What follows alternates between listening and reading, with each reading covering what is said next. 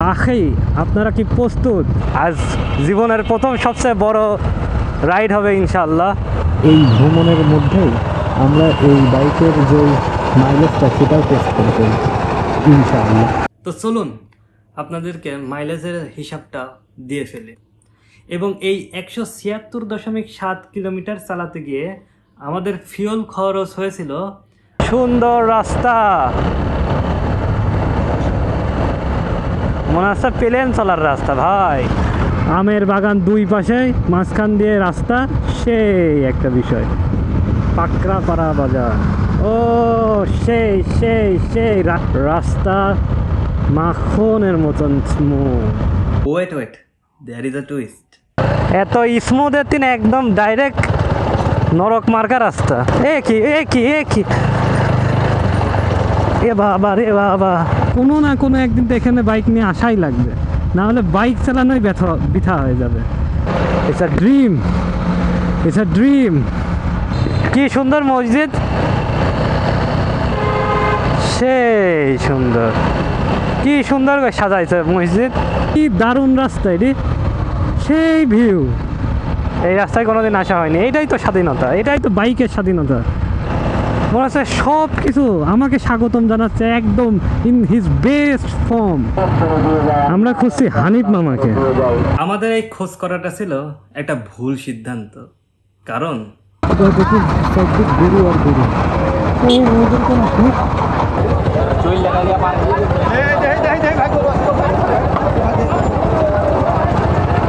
প্রচুর গরুর মধ্যে,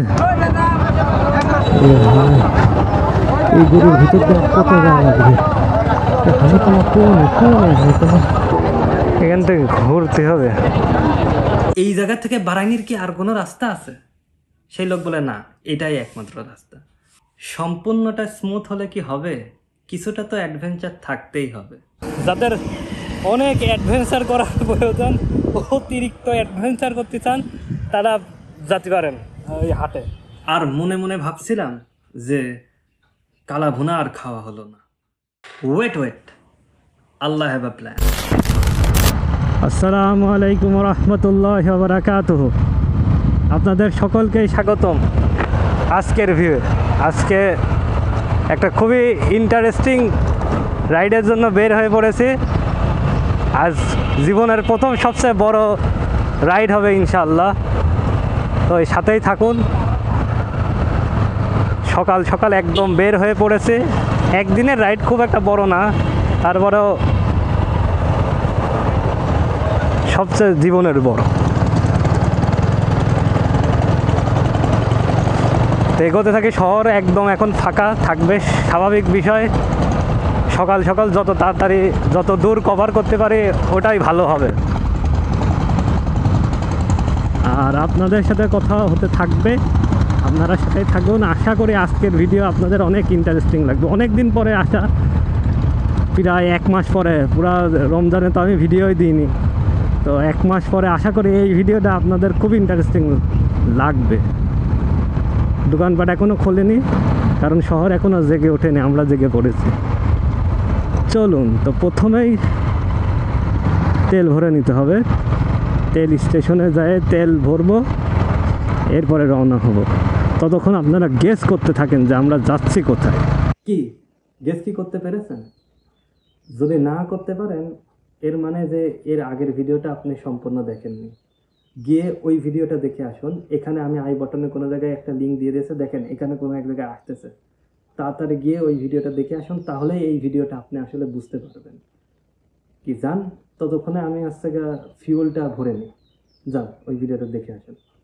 আর যারা গেস করে ফেলেছেন তারা নিচে গিয়ে কমেন্ট করে আসুন। তো চলে এলাম কুষ্টিয়া স্টোর পেট্রোল পাম্পে। এখন এখান থেকে দুটো কাজ করে নেব।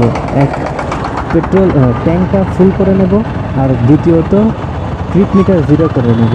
অফিসিয়ালি আমাদের যেই ভ্রমণ এখান থেকে শুরু হচ্ছে, আর এই ভ্রমণের মধ্যেই আমরা এই বাইকের যে মাইলেজটা সেটাও টেস্ট করে ফেলি ইনশাআল্লাহ। তো এতক্ষণ হয়তো বা আপনারা গেস করেই ফেলেছেন যে আসলে আমরা কোন দিকে যাচ্ছি। হ্যাঁ, আমরা ইনশাআল্লাহ রাজশাহীর দিকে এগোচ্ছি। তো ধীরে ধীরে রাজশাহীর দিকে চলে যাব। 120 kilo for the first time. যেহেতু বাস আছে, বাসটাকে যেতে দিই এবং দেন আমরা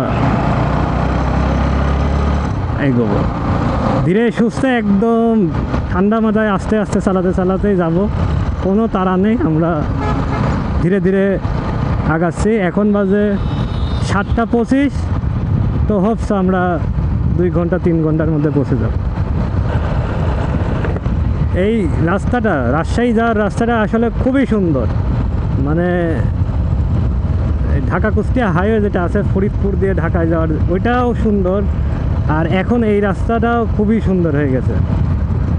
তো এই রাস্তা ধরেই ধীরে ধীরে আগাতে হবে, কারণ যদিও হাইওয়ে তারপরেও বিভিন্ন ধরনের গাড়ি যেহেতু চলতেছে, ভ্যান, রিক্সা, তাই দেখে শুনেই ধীরে সুস্থে বুঝে শুনে এগোতে হবে, এটাই রুল। কিন্তু আমরা যেহেতু এখন সকাল সকাল বাস এবং বাকি অটো টটোর ভিড়ও কম, তাই যত দূর আগা যেতে পারি আগা যাব, এবং এটাই প্ল্যান। যেই প্ল্যান সেই কাজ। আমরা সকাল সকাল যত দূর এগিয়ে যেতে পারি তত দূর এগিয়ে যাব। যেহেতু সকাল সকাল রাস্তায় দূরপাল্লার বাসও কম থাকবে, এবং এর থেকে বড় বিষয়, রাস্তায় অটো, রিক্সা, ভ্যান, মানুষ এরাও যেহেতু কম থাকবে, আর এরাই হচ্ছে বড় কারণ রাস্তায় গতি কমিয়ে দেওয়ার এবং অ্যাক্সিডেন্ট হওয়ার। তাই এরা অ্যাক্টিভ হওয়ার আগে যতদূর আমরা রাস্তা কভার করে ফেলতে পারি কভার করতে চাচ্ছিলাম। তো এই প্ল্যানে আমরা এগোচ্ছিলাম। আবার যেহেতু প্রথম দিকে এনার্জি একটু বেশি থাকবে এবং স্বাভাবিকভাবেই এই এনার্জি ধীরে ধীরে কমতে থাকবে, তাই প্রথম দিকে যত দূর এগোয় যেতে পারে তত দূরই এগোয় যেতে চাচ্ছিলাম। এখন যে রাস্তা দিয়ে আমরা এগোচ্ছি, এই রাস্তা দিয়ে এর আগেও একবার যাওয়া হয়েছে। আমরা যখন গিয়েছিলাম আপনার গ্রিন সিটি, তখন তো আপনারা দেখেছেন এই রাস্তাটা, কিন্তু এখন আরও ভালো হয়ে গেছে। কিছু জায়গায় কাজ হতেছিল, সেইগুলো হয়তো বা সম্পূর্ণ হয়ে গেছে। এখন এই রাস্তাটা আরও সুন্দর, আরও মজার হয়ে গেছে। তো খুবই সুন্দরভাবে আশা করি রাইডটা হবে এই রাজশাহী। এখন কথাটা হচ্ছে এই যে, আখেই আপনারা কি প্রস্তুত এই রাজশাহী ভ্রমণ দেখার জন্য?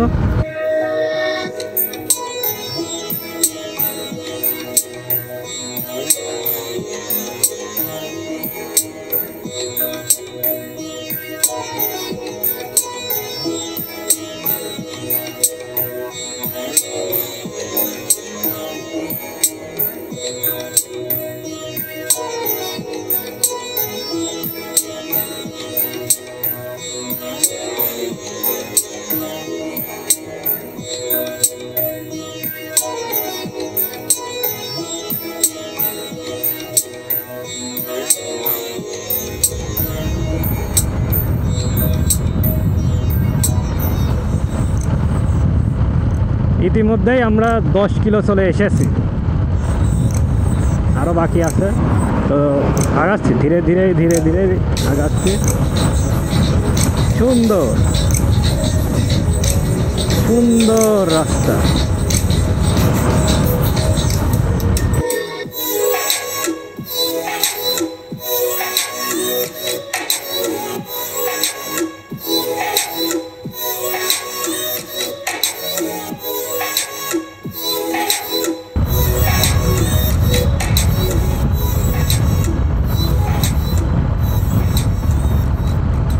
তো 12 মাইল বাজার পার করে আসলাম এখন ব্রিজের দিকে। ব্রিজ খুব একটা কাছে না, তো 19 কিলো ইতিমধ্যে চালিয়ে ফেলেছি। আলহামদুলিল্লাহ ভালো। এই পর্যন্ত রাস্তা একদম টোটালি পিওরভাবে স্মুথ, মানে ইভেন এই উপর নিচেও নেই রাস্তা। যেরকম ইসলামিক ইউনিভার্সিটি যাতে গিয়ে যে রাস্তাটা পাই ঝিনাইদার দিকে, কুষ্টিয়া ঝিনাইদা হাইওয়ে, ওখানে একদম হাতির পা, ড্রাগনের পা সব কিছু আছে, কিন্তু এই রাস্তা একদম স্মুথ, খুবই সুন্দর। আলহামদুলিল্লাহ এই পর্যন্ত রাইড করে ভালোই লাগছে। এরপরে দেখি দ্রুতই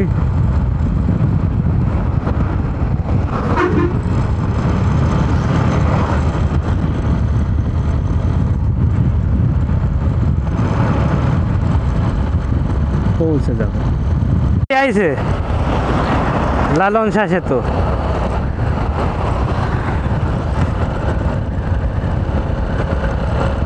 আলহামদুলিল্লাহ for the second time bike নিয়ে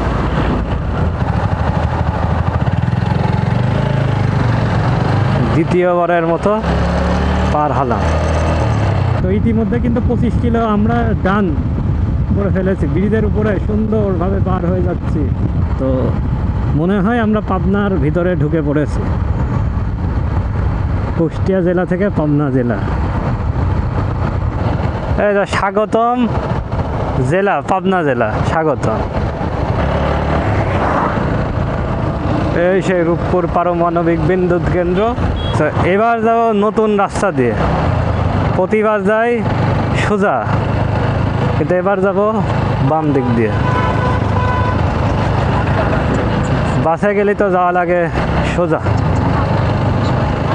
এই আপা চুপ। তো নতুন রাস্তায় ঢুকে পড়েছি। প্রতিবার তো নাটোর দিয়ে যাওয়া হয়, বাসে করে যাই, বাট এবার একটা নতুন রাস্তা এক্সপ্লোর করা যাচ্ছে। ওই দিক দিয়ে নাটোর দিয়ে ঘুরে গেলে প্রায় 20 কিলো বেশি যাওয়া লাগে, আর এদিক দিয়ে 20 কিলো কমেই চলে যেতে পারবো। এটাই তো মোটর সাইকেলের স্বাধীনতা, এটাই তো স্বাধীনতা, মন মতো যেতে পারছে। যাই হোক, হোপ তো ভালোভাবে যেতে পারবো। সামনে গিয়ে একটা ব্রেক নেওয়া লাগবে। এই রাস্তাটা হাইওয়ের মতন সুন্দর না, কারণ তো বাইকের জন্য ঠিক আছে, সমস্যা নেই, এও চলবে। এই রাস্তা ধরে আমরা সোজাসুজি চলে যাব ঈশ্বরদী, এবং ইতিমধ্যে আমরা পাবনার ভিতরেই আছি। আমার তো খুবই ইচ্ছা যে 64 জেলায় ঘুরবো। তো সেখানকার প্রথম ভিডিও এটা, রাজশাহী ট্যুর দিয়েই শুরুই হোক রাজশাহী দিয়ে, কারণ রাজশাহী আমাকে ভালোবাসে আর আমিও রাজশাহীকে ভালোবাসি। প্রতিটি বাংলাদেশি বাইকারেরই একটি স্বপ্ন আছে যে তারা 64 জেলা ঘুরবে এবং সেটার একটা প্লে লিস্টও রাখবে। স্বাভাবিকভাবে আমারও সেই স্বপ্নটা আছে, তাই এই প্লে লিস্টটা শুরু কর। আর রূপসুন্দরী রাজশাহী থেকে এর উত্তম শুরু কি আর হতে পারে? তাই আমি আমার রবের শুকরিয়া আদায় করছি এবং আমি এই প্লে লিস্টটাকে যাতে সম্পূর্ণ করতে পারি সেই জন্য তার কাছে দোয়াও কামনা করছি। তাই সবাই বলেন আমিন। ওরে কথা বলতে বলতে আমরা চলে এসেছি ঈশ্বরদী রেল স্টেশন।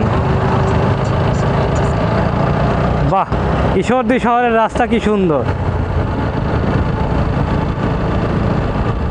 আলহামদুলিল্লাহ।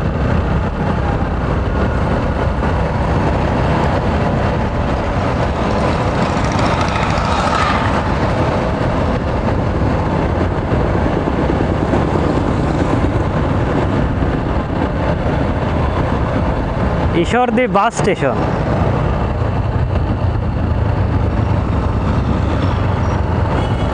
এটি তো একটু কনফিউজিং, সোজা যেতে হবে, মেবি সোজা যায় ডাইন দিক। আমি দিয়ে দিয়ে ঈশ্বরদী শহর ভালোই লাগে দেখতে।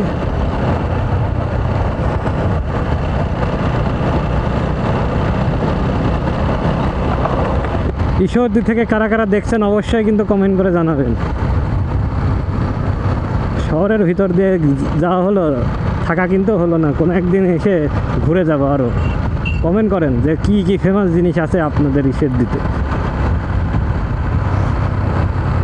লালপুরে একটা পার্ক আছে, এটা আমি জানি, বাট ঈশ্বরদীতে কী কী আছে তা আমি কিন্তু জানি না। তো ঈশ্বরদীবাসী ওয়েক আপ। ও ঈশ্বরদী গুড রাস্তা, গুড।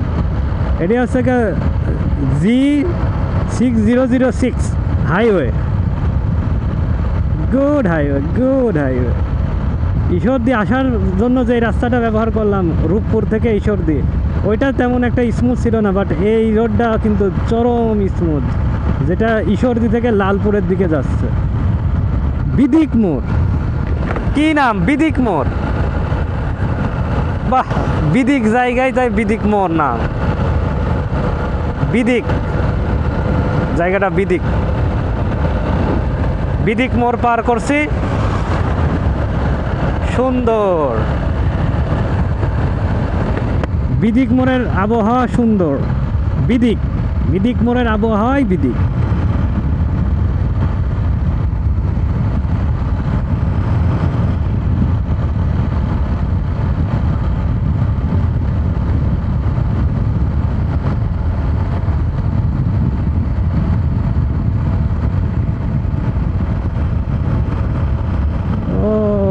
সেই রোড, সেই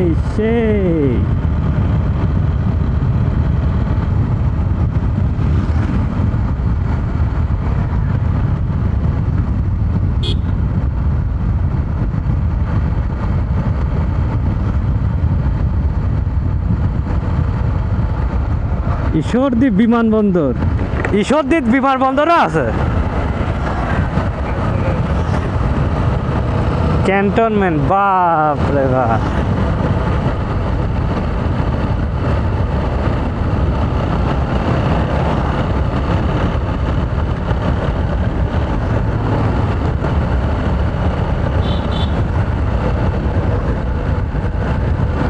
ঈশ্বরদীবাসী আপনারা বিমানেও চড়েন, বাহ সেই ব্যাপার তো। রাজশাহী 69, বনেশ্বর সামথিং, দেখ 69 দেখাচ্ছে।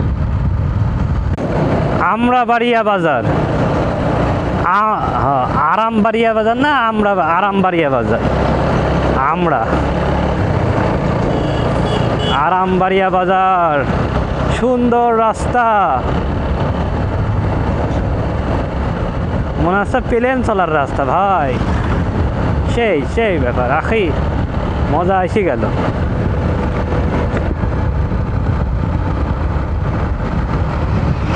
সেই মজা পাচ্ছি চালায় আমরাবাড়িয়া। তো আমরা ভাবতেছি আমরা লালপুরে কিন্তু একটা ব্রেক দেওয়ার চিন্তা ভাবনা করছি। ইতিমধ্যে কিন্তু আমরা 1 ঘন্টা পার করেছি, 8:28 বাজে। সো এখান থেকে Rajshahi 67 kilo, Baneswar 47 kilo, Lalpur 7 kilo এখনো।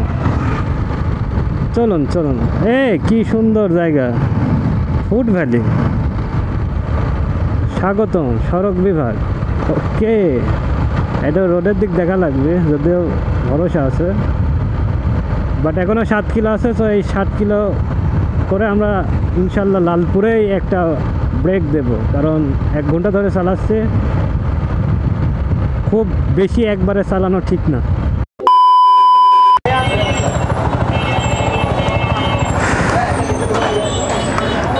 শেষ পর্যন্ত লালপুর একটা ব্রেক নেই, অনেক চালা ফেলেছে। কত চালাইছে দেখে, 46 কিলো চালাইছে, 1 ঘন্টার উপরে চালানো হয়ে গেছে। চলুন একটা ব্রেক দিই, এরপরে বাকি সব কথা। তো এই আছি আপনার লালপুর বাজার।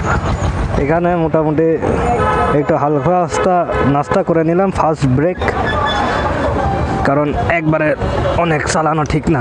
এখানে খেলার জিহাদ, দই ঘর, যাই হোক এখানে অনেক আছে, জাস্ট হালকা পাতলা খাওয়ার। বাহ, গরম হয়ে গেছে, রোদ বাইরে হয়ে গেছে, এখন একটু গরম হবে, স্বাভাবিক ব্যাপার। তো এবার বের হয়ে যাব। লালপুর থানা,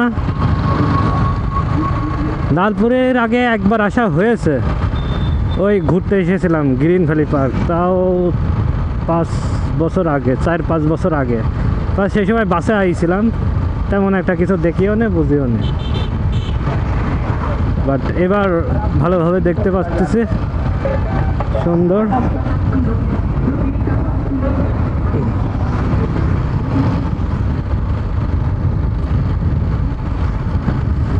চলুন এবার আগাই, দেখি সামনে আর কি আছে।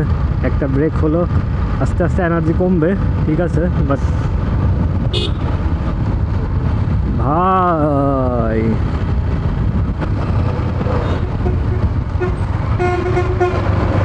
এটা সব জায়গায় হবে, এটা মানিয়ে নিতে হবে। বাংলাদেশের যেখানেই আমি যাই এই ঘটনা ঘটবেই, ভ্যানওয়ালারা খেলা দেখাবে, এটা মানিয়ে নিতেই হবে। এইটা একটু খেয়াল করেই চালাতে হবে এই রাস্তাগুলো, যেহেতু এখন বাজে হচ্ছে 9টা, তাই লোকজন জেগে উঠেছে, খুবই সাবধানে চালাতে হবে, বুঝে শুনে ঠান্ডা মাথায়, কারণ কে কখন কোন দিক দিয়ে ঢুকে পড়ে বোঝা দেয়। এই রাস্তাটা তো খুবই সুন্দর, এই হাইওয়ে G6006 সুন্দর, কিন্তু এই ভ্যানালারা সুন্দর না ভাই, গতি সীমা নিজের মধ্যে থাকতে হবে। মিলপাড়া নাকি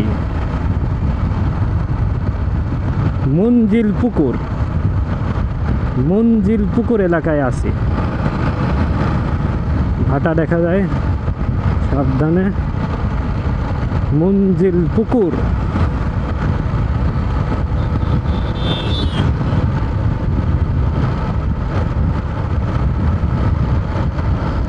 চালায় ফেলেছি 50 কিলোমিটার।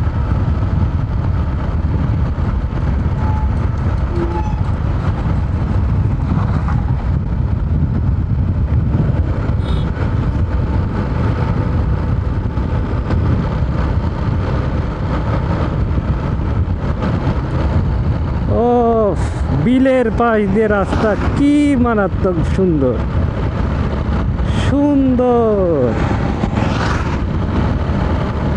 না, মনে হতেছিল যে নাটোর দিন আগে মনে হয় ভুল করলাম, কিন্তু এই রাস্তা খুবই সুন্দর, বাইকারদের জন্য বেস্ট। অবশ্য যারা ঢাকা থেকে আসছে তাদের জন্য না, যারা ঢাকা থেকে কুষ্টিয়া মানে ফরিদপুর দিয়ে কুষ্টিয়া হয়ে এদিক দিয়ে যাবে তাদের জন্য বেস্ট। নাটোরের ওই বাসের ভিতর কিনা যাবেন, বাসের ভিতরে যাই গুতাগুতি করবেন কিনা। চলে আসলাম পাকড়াপাড়া বাজার। ও সেই রাজশাহীর সেই হয়েছে পাকড়াপাড়া বাজার পর্যন্ত সুন্দরভাবে আলহামদুলিল্লাহ আসলাম, এবং রাস্তা খুবই সুন্দর। পেছনে একটা মাইক্রোবাস ইজি চকচকে ঝকঝকে করছে একদম, সেই অ্যাকোয়া চাচা অ্যাকোয়া। ওকে, এখানে একটা সাইনবোর্ড দেওয়া আছে, দেখি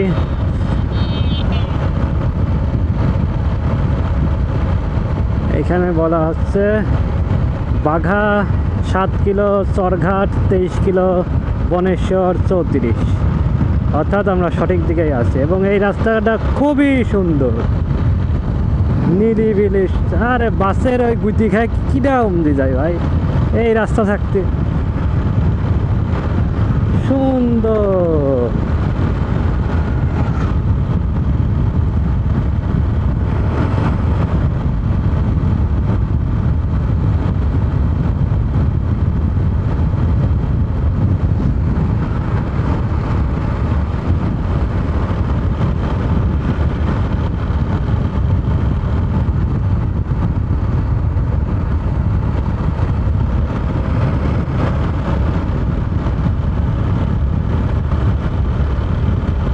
একদম স্মুথ রাস্তা, সুন্দরভাবে চলে আসলাম। কোন জায়গায়? এই জায়গার নাম হচ্ছে আট্রিকা বাজার। বাবা, আট্রিকা বাজার।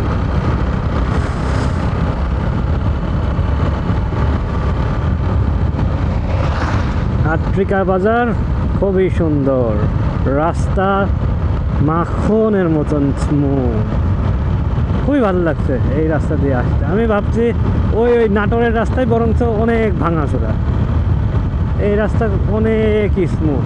Wait there is a twist. এত স্মুথের দিন একদম ডাইরেক্ট নরক মার্কা রাস্তা। সম্পূর্ণটা স্মুথ হলে কি হবে, কিছুটা তো অ্যাডভেঞ্চার থাকতেই হবে।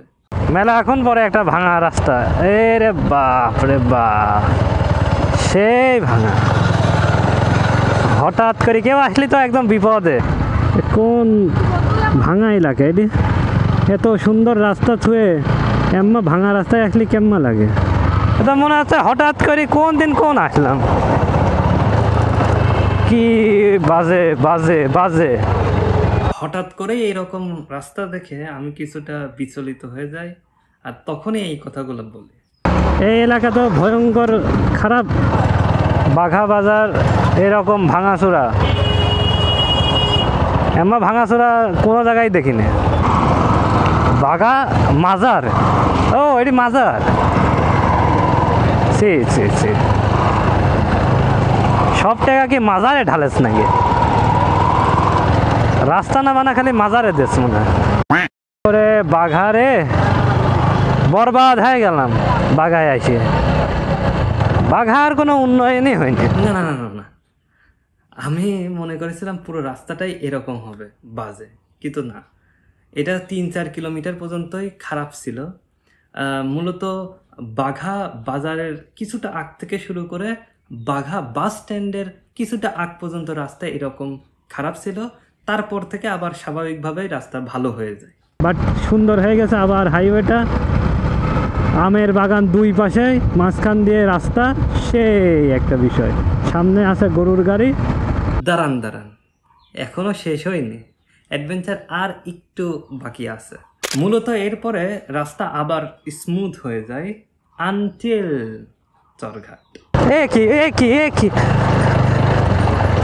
এ বাবা রে বাবা, আরে ভাই। চরঘাটও আমাদেরকে আবার বাঘার মতোই খারাপ রাস্তা দিয়ে স্বাগত জানায়। যদিও সেটা খুব একটা বড় ছিল না, 1/2 কিলো বা 1 কিলো মতন ছিল। তারপরে আবার রাস্তা সেই স্মুথই হয়ে যায়। বাট হ্যাঁ, স্বাগতম আমাদেরকে এইভাবেই জানায় চরঘাট। আরে ভাই, মাসাজ করা দিলে পুরা, ওরে বাবা রে।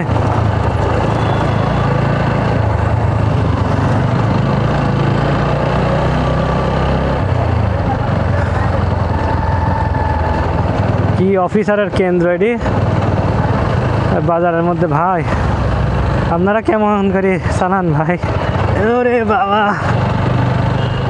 এই দেখো কাম সারা করে ফেলেছে কাকা। কতক্ষণ পরে আইসি থামা লাগলে। ওরে বাবা গো বাবা, চর বানিয়াপাড়া না কি জানে এর নাম হচ্ছে গা, কি না, চরঘাট।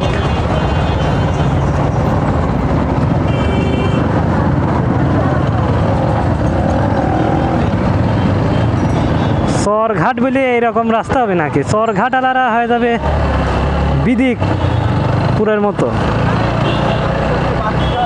ওরে চরঘাটারে, ও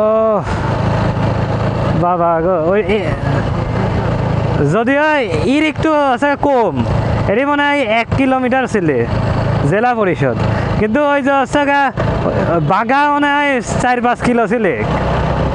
দেখে যে এখানে কত সুন্দর, ওইটুক জায়গা ওর কি হয়েছিল বুঝলাম না। এটি পৌরসভা, চরঘাট পৌরসভা। ও পৌরসভা তো সেই গেট মেট বানা কি করেছ, ভয়ঙ্কর। তো ওই পৌরসভার একদম কাছের রাস্তা, এই এক অবস্থা। জোর দাবি জানাই। তো ঈশ্বরদী থেকে শুরু করে বনেশ্বর পর্যন্ত এই পুরো 50 থেকে 55 কিলোমিটার রাস্তার মধ্যে এই 4 থেকে 5 কিলোমিটার রাস্তাই ছিল মূলত খারাপ এবং বাজে। এছাড়া পুরো রাস্তাটাই ছিল স্মুথ এবং দৃষ্টিনন্দন, যেটা আপনারা দেখেছেন। আমি সর্বোচ্চ চেষ্টা করেছি আপনাদেরকে দেখানোর জন্য। তো এরপরে এই অ্যাডভেঞ্চার করে আমরা বনেশ্বরে পৌঁছাই এবং সেখানে একটা ছোট চায়ের বিরতি দিই। আছি বনেশ্বর এলাকায়।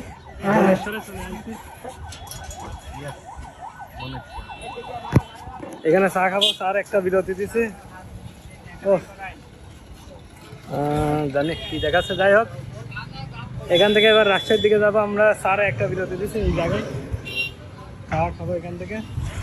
এবার রাজশাহীর মেন উদ্দেশ্যের দিকে যাবো। 10টা বাজে, তার বিরতি হচ্ছে। ঈশ্বরে এই চায়ের দোকানে দিয়েছিলাম একটা বিরতি, এবার গন্তব্যের দিকে আগাবো।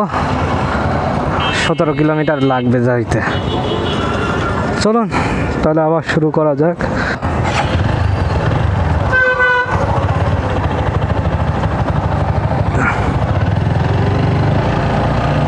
এখানে ছোট্ট একটা বিরতি হয়ে গেল। এই গরুগুলো হাঁটাই যাচ্ছে শিওর।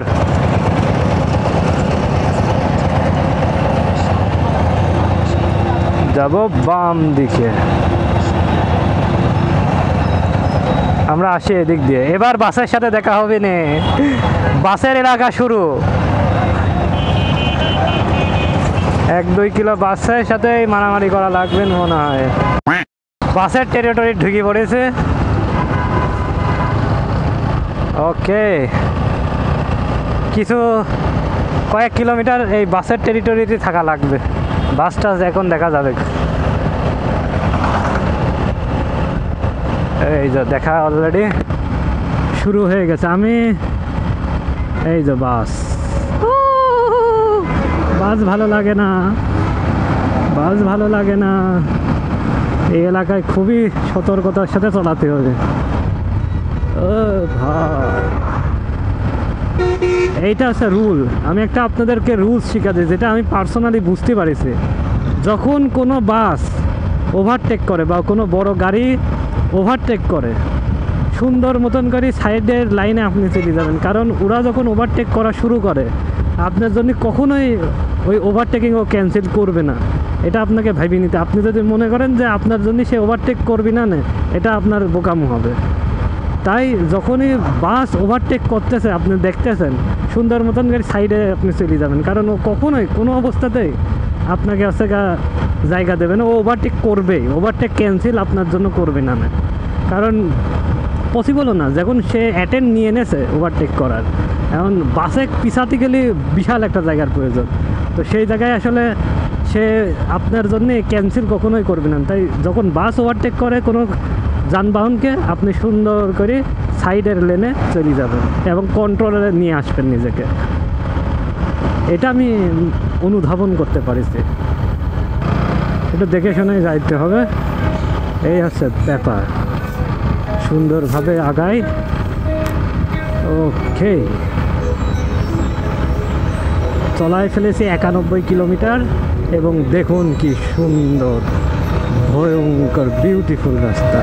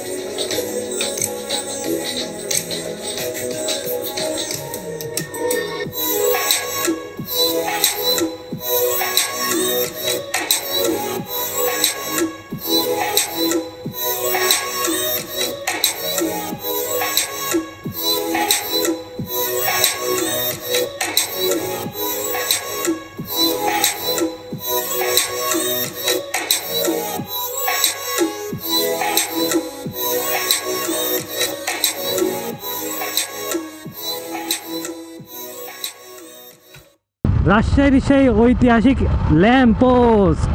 তার মানে এখন আমরা অফিসিয়ালি বলতে পারি রাজশাহী সিটি স্বাগতম।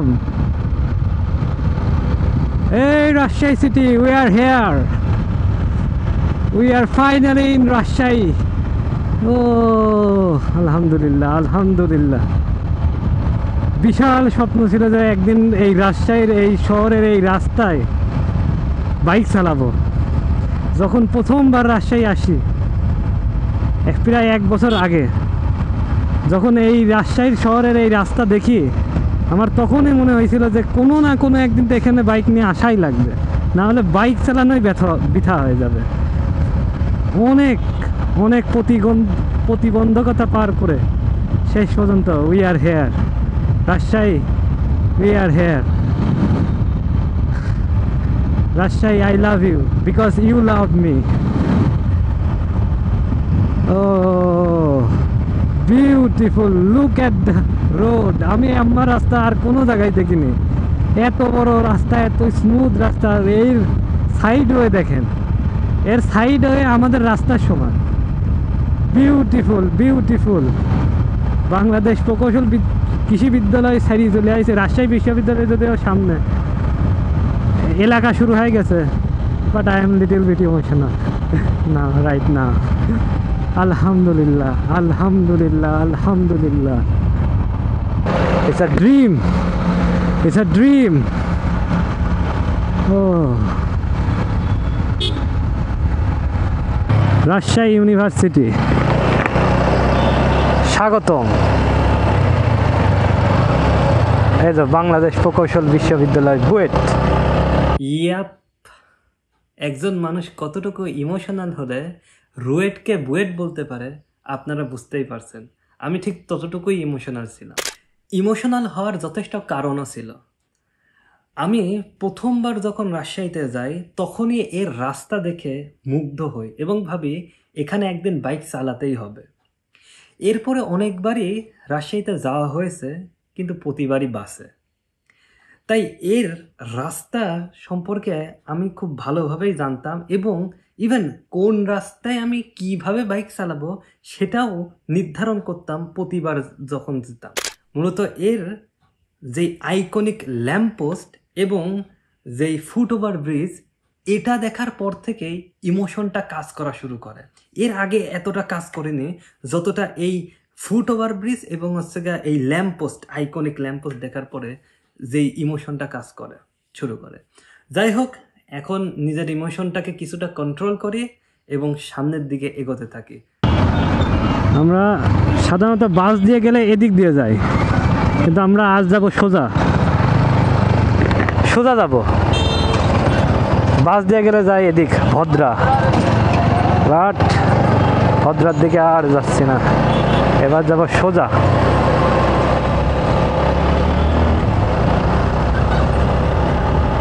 এই রাস্তায় কোনোদিন আসা হয়নি। এইটাই তো স্বাধীনতা, এটাই তো বাইকের স্বাধীনতা, যে বিভিন্ন জায়গা দেখতে পারবো ইচ্ছা অনুযায়ী।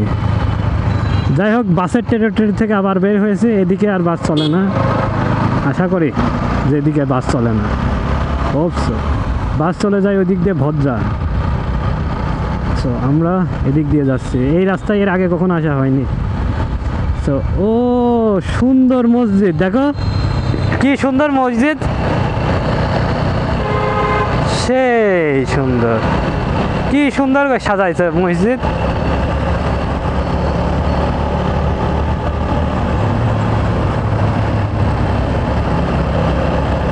এই তো রাজশাহী সে বিখ্যাত ল্যাম্পপোস্ট, এবং দেখুন ফুল ফুটে আছে, ফুলগুলো যেন আমাকে স্বাগতম জানাচ্ছে। এই ল্যাম্পপোস্ট এবং ও কি সুন্দর, কি দারুণ রাস্তা এটি, সেই ভিউ। ও ল্যাম্পপোস্ট একদিকে একদিকে, এই এটা কি, এই পাশে এটা কি, এটি কোনো বাঁধ নাকি? এত সুন্দর করে সাজাইছে, এটি কোনো বাঁধ?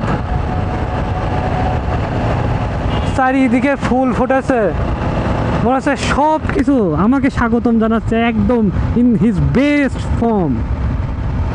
I love you, Rajshahi. I love you. I love you. Beautiful, beautiful, beautiful.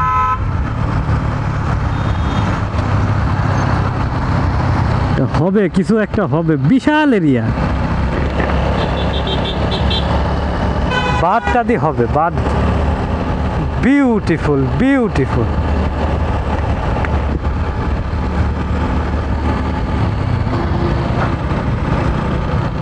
আরে এই রাস্তায় না আসি তো জীবনে কি মিস করেছিলাম, বললাম না যে আল্লাহ প্ল্যান করে রাখিয়েছিলে। That's the best. সব গাছে ফুল ধরে রয়েছে, বেস্ট টাইম, বেস্ট টাইম। সব কিছু মনে হচ্ছে আমাকে স্বাগতম করার জন্যই দাঁড়া রয়েছে। আল্লাহ সুন্দরভাবে সাজা রাখেছে। ও ও বিউটি, ও রাজশাহী, ইউ আর বিউটি। আমি ইমোশনাল হয়ে যাচ্ছি, আমাকে একটু ফোকাস করা লাগবে রাস্তায়, আমি আশেপাশে ফোকাস বেশি দিয়ে দিচ্ছি। ও কি সুন্দর রাস্তা রে, কি মারাত্মক সুন্দর রাস্তা। আমি এর আগে যেটি বেস্ট রাস্তা দেখেছি রাজশাহী, সেটা হচ্ছে ওই বাইপাসের রাস্তা। বাট এইটি তো রাজশাহী মন্দির কমপ্লেক্স।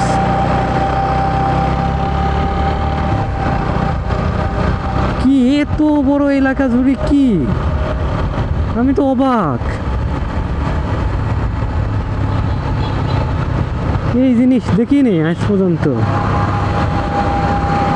কোন এলাকায় আছে আমরা, কিছু দেখা যাচ্ছে না তোমাকে। ওরে মেনটেনেন্স করা হচ্ছে, বিশাল সুন্দর, এটি বিশাল সুন্দর। হ্যাঁ, এটা বাঁধ টাইপের কোনো কিছু একটাই হবে আমার ধারণা অনুযায়ী। যাই হোক, এবার একটু শহরের ভিতরে আসি, ফোকাস দেওয়া লাগবে। হ্যাঁ, নাহলে আবার বিপত্তি শুরু হয়ে যাবে। এই কাকা কোন যাবে আমি জানি না। ওকে, আমরা যাবো সোজা।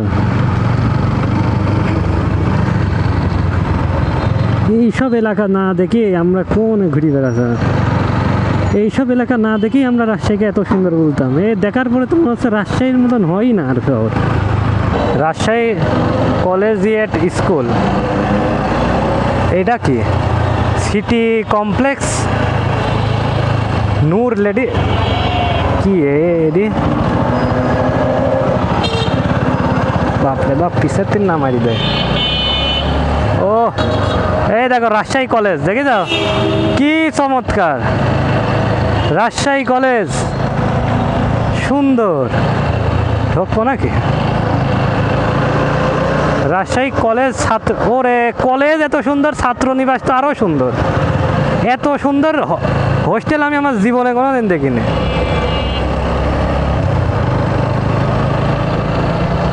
এত কলেজ তো দেখি তো ইউনিভার্সিটির সমান বড়। কি ব্যাপার স্যাপার, চমৎকার। ছাত্র নিবাস এত সুন্দর করে সাজায়নি গুছায়নি কলেজ, বাবা বিশাল এরিয়া, মনে আছে ইউনিভার্সিটি।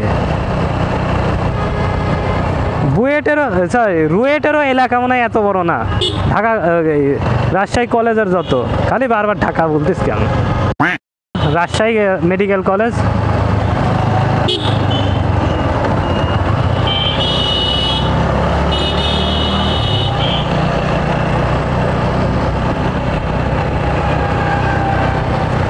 তো এখান থেকে চিনি, সমস্যা নেই। ও রাজশাহী, ও গুড।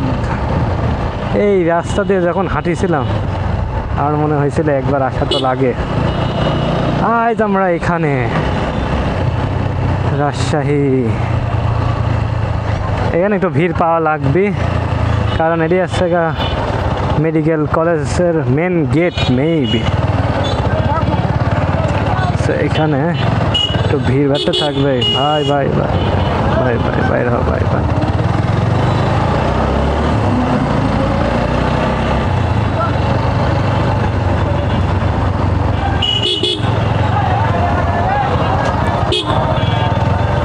ও ভিড়, ও ভিড়।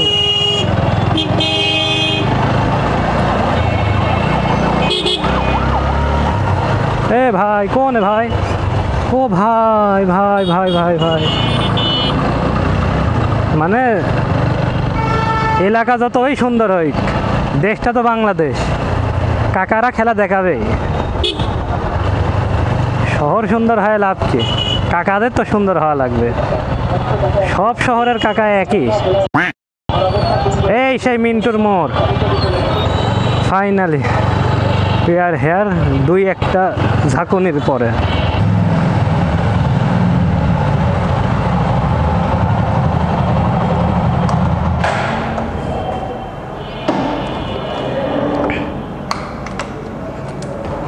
We are here.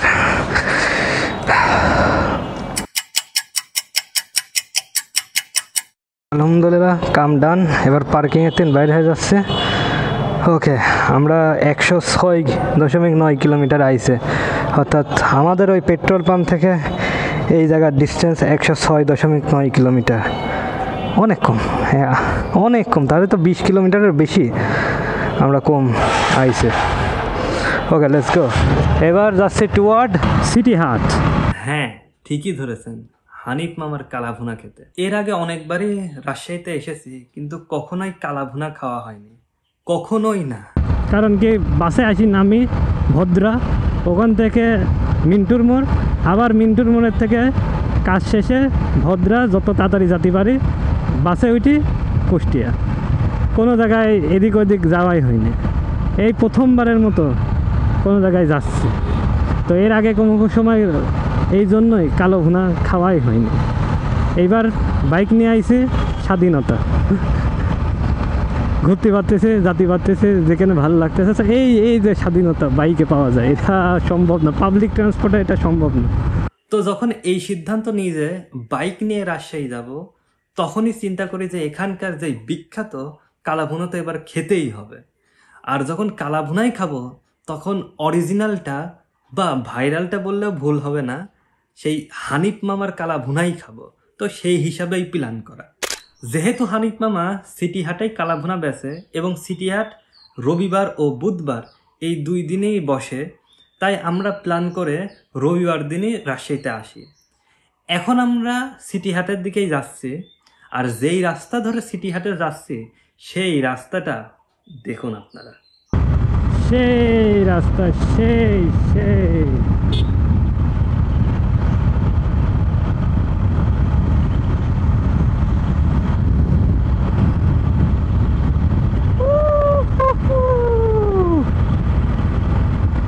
সেই রাস্তা ভাই, আমাদের হাইওয়ে এসছে ছোট। এটা না না, এটা কোনো হাইওয়ে না, আমি চেক করলাম ম্যাপে, এটা কোনো হাইওয়ে নয়, এটা একটা রাস্তা।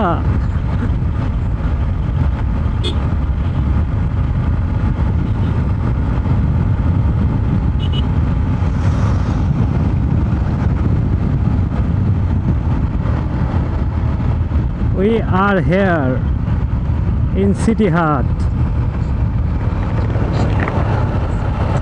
ওকে, এই সেই গরুর হাট, সিটি হাট। এবার এখানে আমাদের স্পেসিফিক একজনের নাম লাগবে, হানিফ মামা। কারণ হানিফ মামার কালাভুনা কোন পায় সেটা এখান দ্বারা দেখতে হয়। হানিফ মামার কালাভুনা ডিরেকশন আরও 700 মিটার।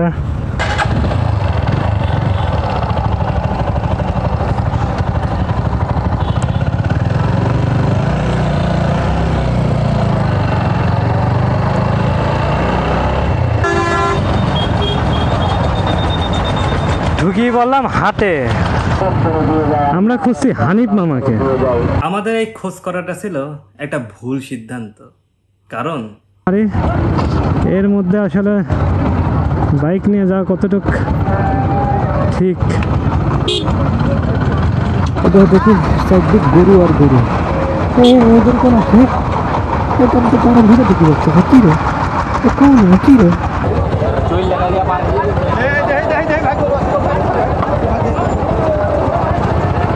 প্রচুর গরুর মধ্যে।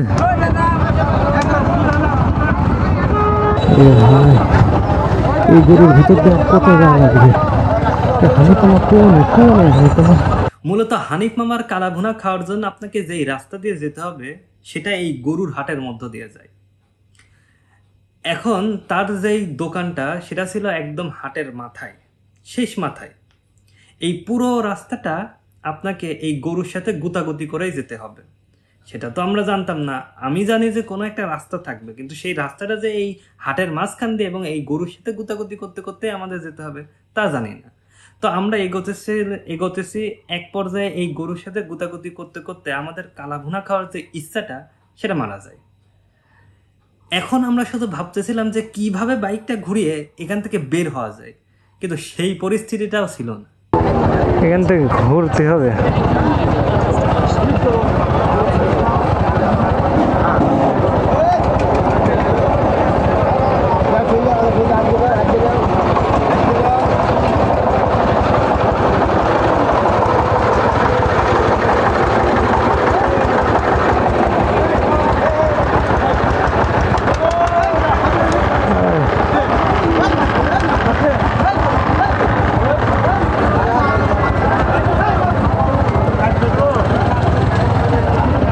এমন একটা পরিস্থিতির সৃষ্টি হয়, না সামনে যাওয়া যায় না পেছনে যাওয়া যায়, চারদিকে শুধু গরু আর গরু।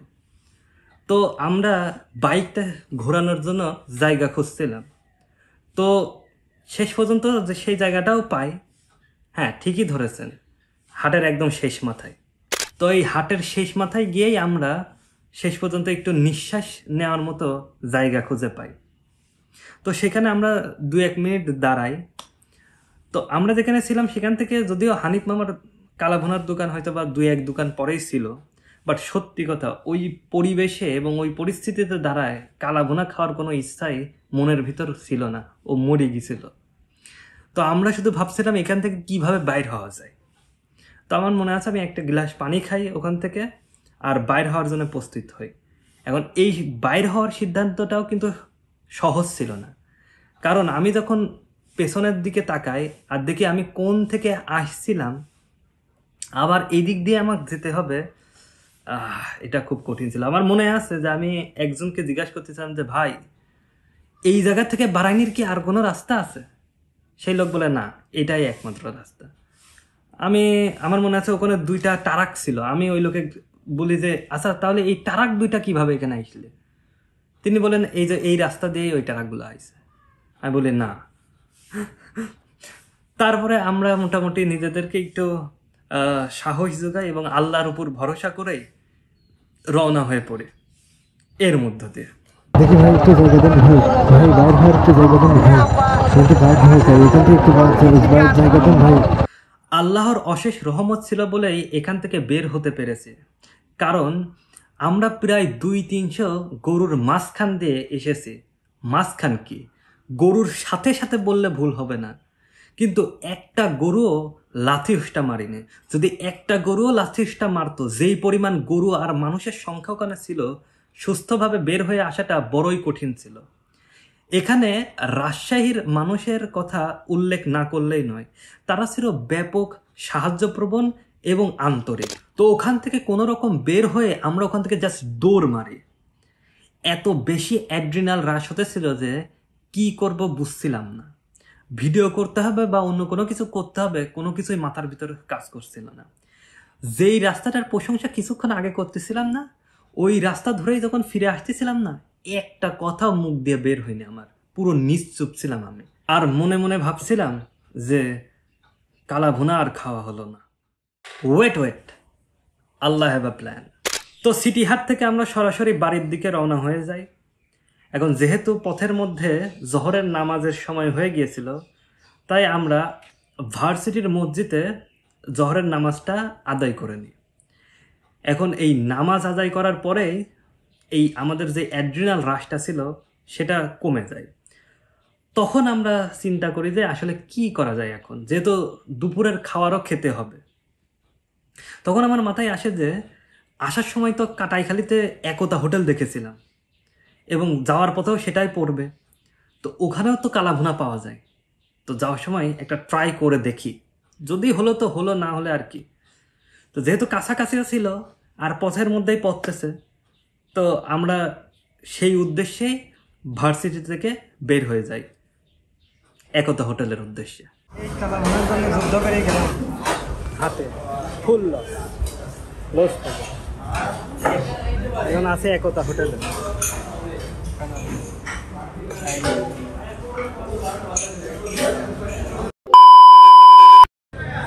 একতা হোটেলে থেকে বের হলাম, অনেক সুন্দর।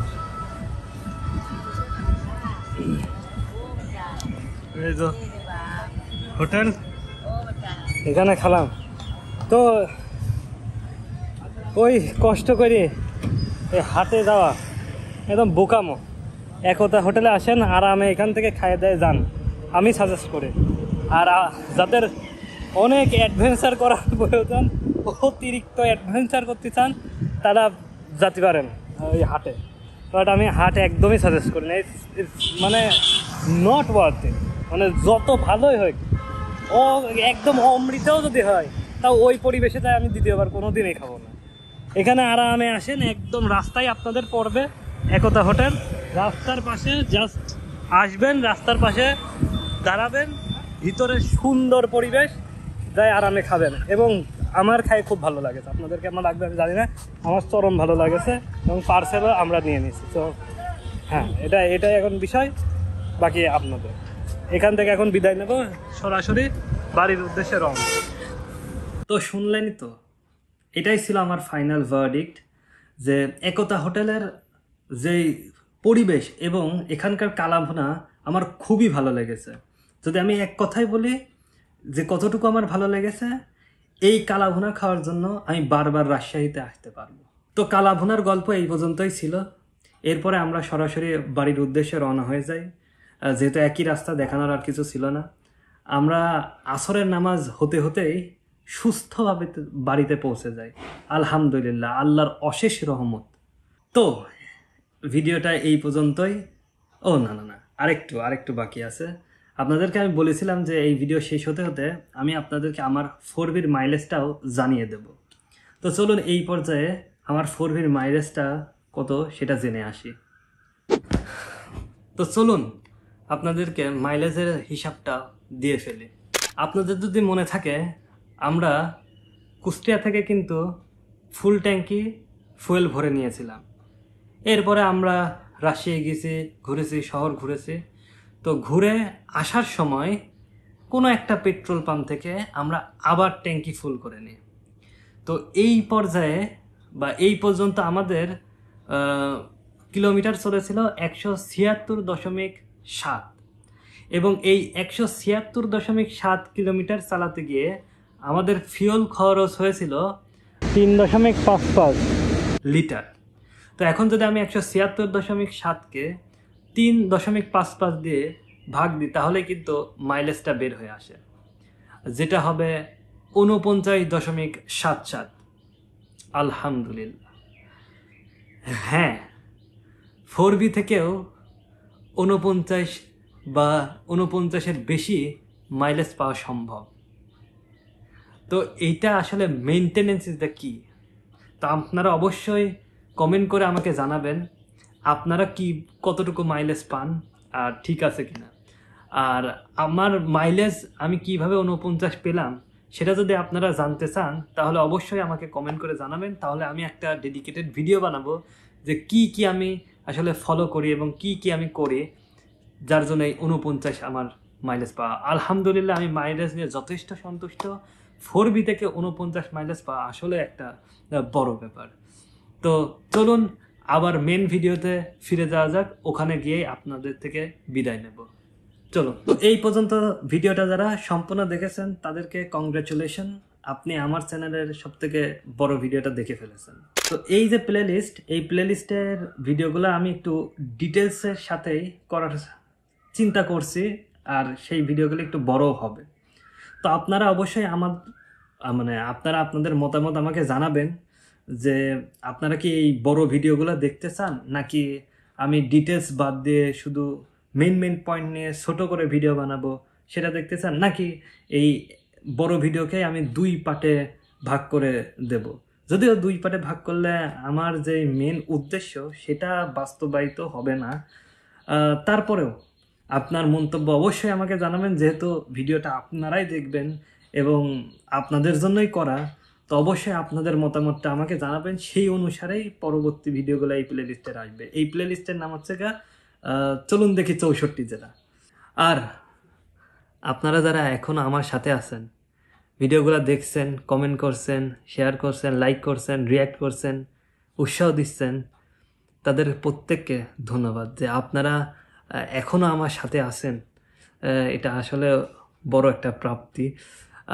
আমি চেষ্টা করছি আমার জায়গা থেকে আপনাদেরকে যতটুকু শেয়ার করতে পারি করার জন্য। আল্লাহ যতটুকু তৌফিক দিচ্ছে আমি কিন্তু চেষ্টা করে আপনাদেরকে শেয়ার করছি। আমার প্রত্যেকটা ভিডিওতে আমি চেষ্টা করি কিছু না কিছু মেসেজ রাখার, যেইগুলো যদি আপনারা নিজেদের ব্যক্তিগত জীবনে অ্যাপ্লাই করেন তাহলে অবশ্যই আশা করি আপনারা সফল হবেন একমাত্র আল্লাহর ইচ্ছায়। তো আজকের ভিডিও এই পর্যন্তই। এই প্লেলিস্টটাকে কমপ্লিট করার জন্য আল্লাহরই সাহায্য চাচ্ছি। আশা করি নেক্সট ভিডিওগুলো আসবে যেগুলো খুবই ইন্টারেস্টিং। এই প্লেলিস্টটাকে পূরণ করার সর্বোচ্চ চেষ্টা করব। আপনারা সাথেই থাকুন, যারা সাথে আছেন সবাইকে আমি নোটিস করি এবং আমি দেখি আপনাদের সবার অ্যাক্টিভিটি। আমি সত্যিই আপনাদের প্রতি খুবই ধন্যবাদ। তো আপনাদের সকলের হেদায়েত কামনা করে, মন থেকে আপনাদের সকলের হেদায়েত কামনা করে আমি অলিউল্লাহ আকিব আজকের ভিডিও এখানেই শেষ করছি। ওয়া আখিরু দাওয়ানিল হামদুলিল্লাহি রাব্বিল আলামিন।